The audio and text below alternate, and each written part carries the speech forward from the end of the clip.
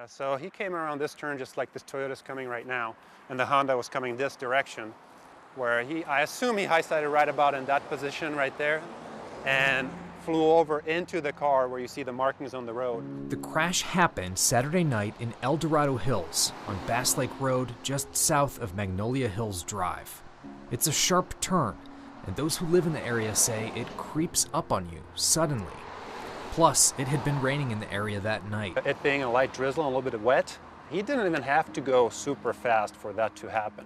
It's just one of those conditions that your bike slides out, and then when it regains traction, it violently throws you off the bike. So Martin and his wife sprang into action. We heard the motorcycle crash, didn't know it was a motorcycle at the time, but me and my wife is an ER nurse, so we hopped into this little car, and we drove down here, and we knew there was already something seriously wrong. The victim, 25-year-old James Bachman, was not moving. I noticed him laying there, so I went over to him to see what's going on, and another gentleman was there as well, and he was trying his pulse. We both tried the pulse, and he didn't have any pulse. He was declared dead at the scene.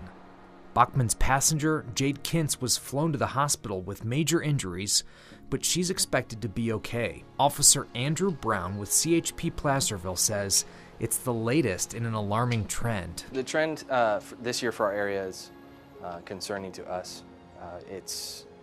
We're nearly double for the same date in 2018. So far, there have been 18 fatal crashes on unincorporated El Dorado County roadways, and 20 people have died.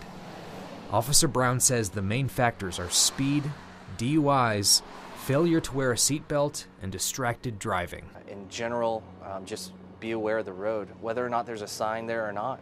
A rider has the responsibility of negotiating a turn properly, and that responsibility is great.